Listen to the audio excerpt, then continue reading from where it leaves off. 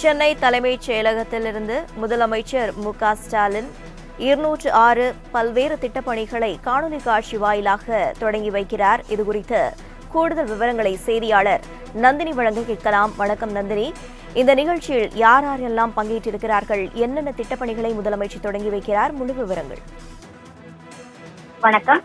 சென்னை தலைமைச் செயலகத்தில் தமிழ்நாடு முதலமைச்சர் மு.க.ஸ்டாலின் நகராட்சி நிர்வாகம் மற்றும் குடிநீர் வழங்கல் துறையின் கீழ் பல்வேறு திட்டப்பணிகளை காணொலி காட்சி வாயிலாக தொடங்கி வைத்து வரக்கூடிய நேரலை காட்சிகளை தற்போது நாம் பார்த்துக் கொண்டிருக்கிறோம்.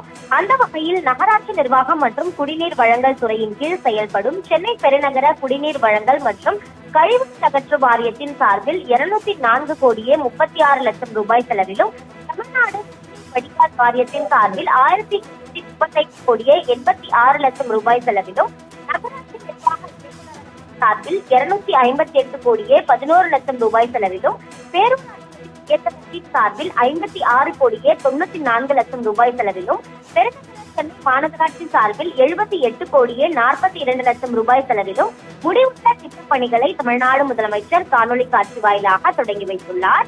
சென்னை பெருநகர குடிநீர் வழங்கல் மற்றும் கழிவுநீர் அகற்று வாரியத்தில் 288 கோடியே 97 லட்சம் ரூபாய் மதிப்பீட்டிலான 2 புதிய பாதாள சாக்கடை திட்ட பணிகளுக்கும் தமிழ்நாடு முதலமைச்சர் தற்போது அடிக்கல் நாட்டியிருக்கிறார். அது மட்டுமல்லாமல் சென்னை பெருநகர குடிநீர் வழங்கல் மற்றும் கழிவுநீர் அகற்று வாரியம் மற்றும் நகராட்சி நிர்வாக இயக்குநரகத்தில் 121 நபர்களுக்கு கருணை அடிப்படையில் பணி நியமன ஆணைகளையும் தமிழ்நாடு முதலமைச்சர் வழங்குகிறார்.